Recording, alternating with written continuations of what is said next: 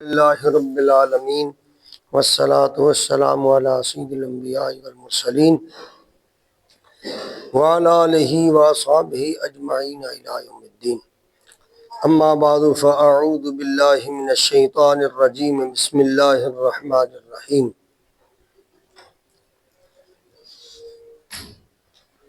آج سورۃ النحل آیت نمبر 90 سے لے کر ہم آیت نمبر 100 تک یعنی 10 آیات بینہ سورۃ النحل کی تلاوت کریں گے، ترجمہ سمجھیں گے اور تفسیر سمجھیں گے۔ اعوذ باللہ من الشیطان الرجیم بسم اللہ الرحمن الرحیم۔ آیت نمبر 90 سورۃ النحل۔ ان اللہ یأمر بالعدل والاحسان، بے شک اللہ تعالیٰ حکم دیتا ہے عدل کا اور احسان کا۔ وَإِيتَاءِ ذِي الْقُرْبَى وَيَنْهَى عَنِ الْفَحْشَاءِ وَالْمُنكَرِ وَالْبَغْيِ، اور رشتہ داروں کو دو اور بے حیائی اور برائی اور سرکشی سے اللہ تعالیٰ منع فرماتا ہے۔ یعظکم لعلکم تذکرون، اللہ تعالیٰ تم کو واعظ کرتا ہے یعنی نصیحت کرتا ہے۔ لعلکم تذکرون، تاکہ تم اللہ کی واعظ کو، اللہ کی نصیحتوں کو قبول فرماؤ۔ اس آیت مبارکہ میں عدل کا، احسان کا حکم دیا گیا۔ عدل کا معنی برابری، احسان کا معنی اپنے حق سے سبکدوش ہو جانا، اور پھر اپنے قریبیوں کو یعنی رشتہ داروں کو کچھ دینا۔ اللہ تعالیٰ برائی سے، سرکشی سے، بغاوت سے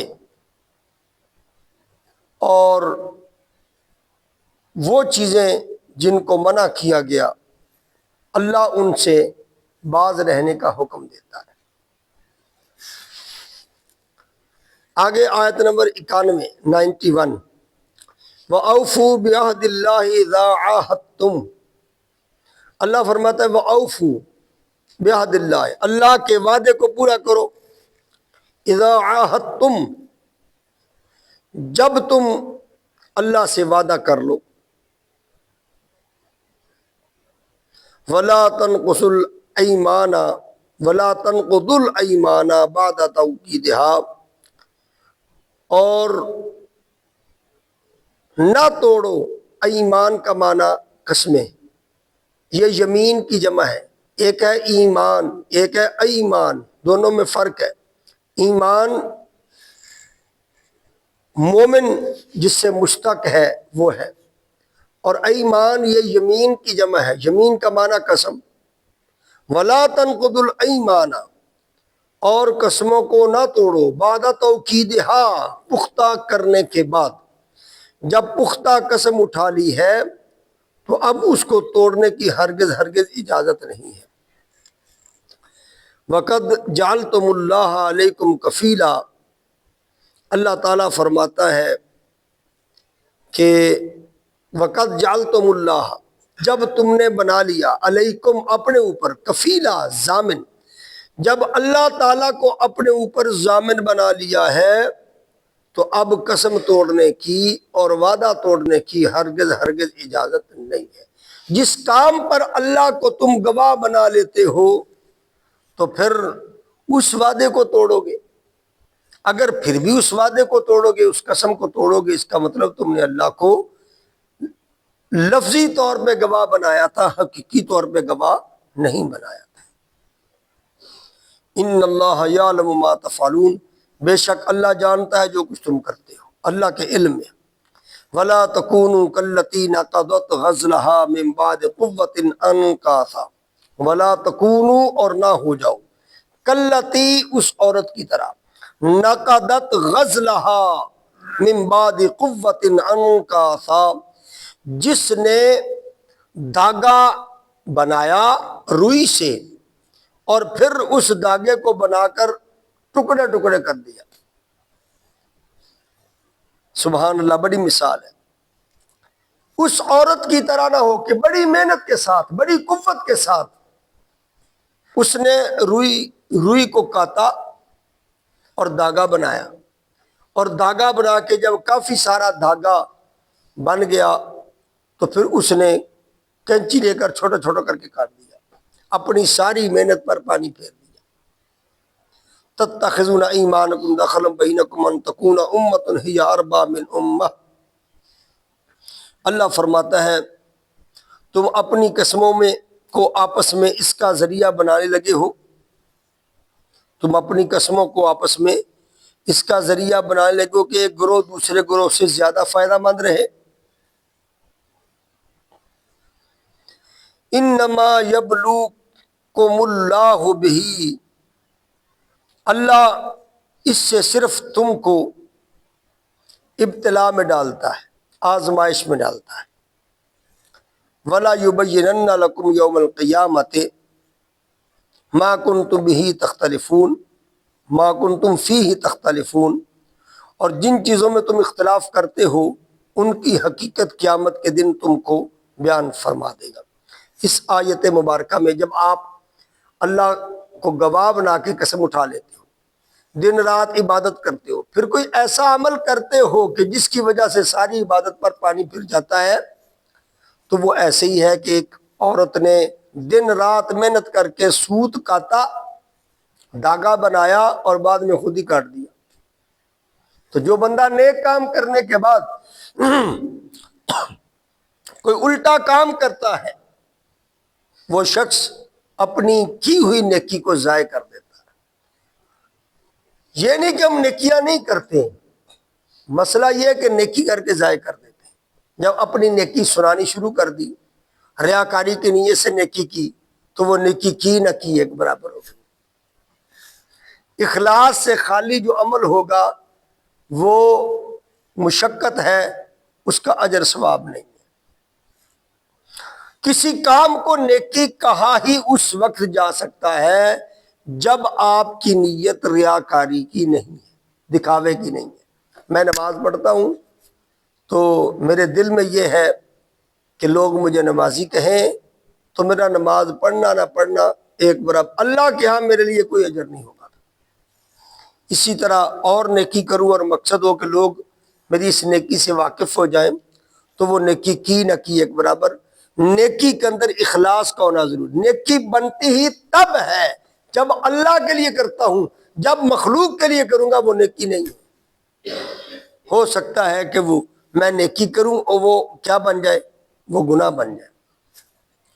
آگے فرمایا وَلَوْ شَاءَ اللَّهُ لَجَعَلَكُمْ أُمَّةً وَاحِدَةً، وَلَوْ شَاءَ اللَّهُ، اگر اللہ چاہتا، لَجَعَلَكُمْ أُمَّةً وَاحِدَةً، تو تم کو بنا دیتا ایک امت، وَلَٰكِن يُضِلُّ مَن يَشَاءُ وَيَهْدِي مَن يَشَاءُ، لیکن وہ جس کو چاہتا ہے گمراہ کرتا ہے، جس کو چاہتا ہے ہدایت دیتا ہے۔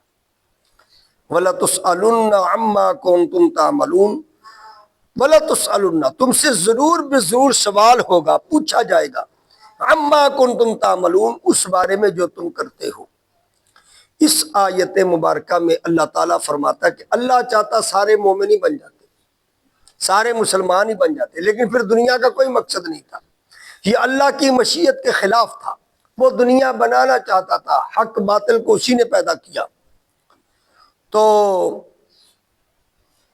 اللہ تعالیٰ حقیقی طور پر جس کو چاہے گمراہ کر سکتا ہے، جس کو چاہے ہدایت دے سکتا ہے، لیکن چونکہ انسان کو عقل سلیم سے نوازا، عقل سے نوازا، تو انسان اپنی عقل کے بل بوتے پر حق اور باطل میں فرق کر سکتا ہے۔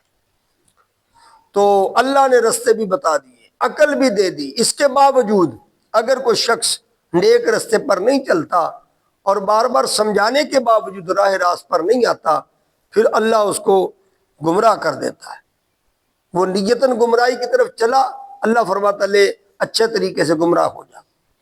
اور جو بندہ ہدایت کی جستجو کرتا رہتا ہے، اللہ تعالیٰ اس کو برائی سے بھی نکال کر نیکی کی طرف لگا دیتا ہے۔ اور یہ نہ کہو کہ جو کچھ تم کرتے تم سے پوچھا نہیں جائے گا، بالکل قیامت کے دن ان کے بارے میں سوال ہوگا۔ وَلَا تَتَّخِذُوا أَيْمَانَكُمْ دَخَلًا بَيْنَكُمْ فَتَزِلَّ قَدَمٌ بَعْدَ ثُبُوتِهَا، اور اپنی قسموں کو آپس میں دھوکہ نہ بناؤ کہ قدم جمنے کے بعد پھسل جائیں۔ وَتَذُوقُوا السُّوءَ بِمَا صَدَدتُّمْ عَنْ سَبِيلِ اللَّهِ، اور تم عذاب چکھو گے کیونکہ تم نے لوگوں کو اللہ کے راستے سے روکا ہے۔ وَلَكُمْ عَذَابٌ عَظِيمٌ، اور تمہارے لیے بہت بڑا عذاب ہے۔ یہ ان لوگوں کی بات ہو رہی ہے جو مسلمانوں کے ساتھ قسمیں اٹھا کر انہوں نے ایک وعدے کیے، اور وعدہ کرنے کے بعد قدم بھی جما لیے، قدم جمانے کے بعد پھر ان کے قدموں کے اندر لغزش پیدا ہو گئی، ڈگمگا گئے، اپنی بات سے پھر گئے۔ اللہ فرماتا ایسے نہ ہو جاؤ۔ اگر ایسا کیا، اللہ رسول سے وعدہ کر کے اس کے خلاف کیا، تو پھر اللہ کا عذاب بہت سخت ہے، تو وہ تمہیں چکھنا پڑے گا۔ بہت عظیم عذاب ہے۔ جس عذاب کو رب عظیم کہے نا، وہ کتنا بڑا عذاب ہوگا ہم اس کا اندازہ نہیں کر سکتے۔ ہمیں تو یہ جو دنیا کی آگ ہے یہی بڑی سخت لگتی ہے، بڑا عذاب ہے۔ یہ تھوڑا سا شعلہ، ایک موم بتی کا شعلہ ہمیں بڑا تکلیف دہ لگتا ہے۔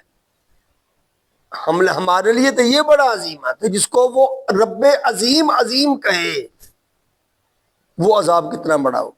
اللہ محفوظ فرمائے۔ آگے فرمایا وَلَا تَشْتَرُوا بِعَهْدِ اللَّهِ ثَمَنًا قَلِيلًا، اللہ کے وعدے کو تھوڑی قیمت میں نہ بیچو۔ انما عند اللہ هو خیر لکم، کیونکہ جو اللہ کے پاس وعدہ پورا کرنے کا صلہ ہے وہی تمہارے لیے بہتر ہے۔ ان کنتم تعلمون، اگر تم علم رکھتے ہو۔ ایک اللہ سے وعدہ کر لیا کہ یہ برائی نہیں کروں گا، پھر تم اللہ سے کیا ہوا وعدہ تھوڑے سے مفاد کے لیے اگر توڑ دیتے ہو تو یہ اپنے اوپر بڑا ظلم کرتے ہو۔ حالانکہ اللہ نے تمہارے لیے اس کا صلہ اپنی شان کے مطابق رکھا تھا۔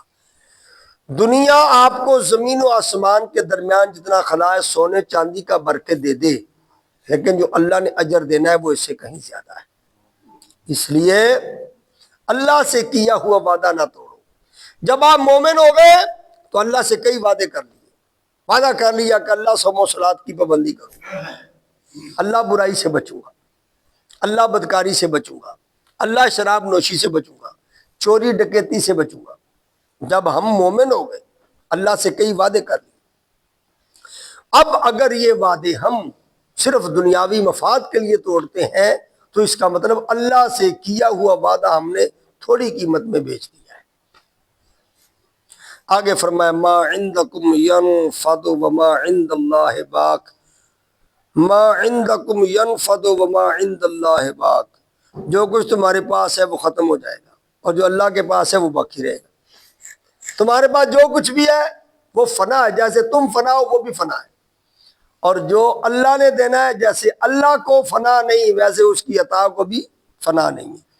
وَلَنَجْزِيَنَّ الَّذِينَ صَبَرُوا أَجْرَهُمْ بِأَحْسَنِ مَا كَانُوا يَعْمَلُونَ، اور جن لوگوں نے صبر کیا ان کو ہم ان کے کاموں کے اچھے اجر کی جزا دیں گے۔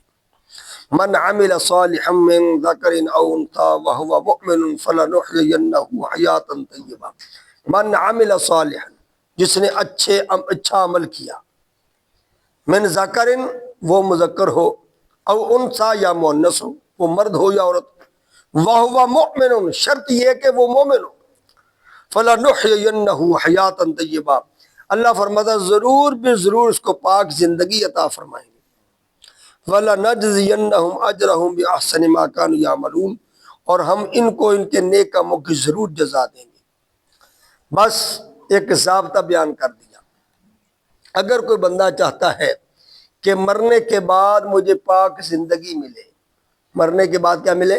پاک زندگی ملے، اس کا طریقہ یہ ہے کہ پکا مومن ہو کے اچھے اعمال کرے، اور کرے بھی صرف اللہ کے لیے۔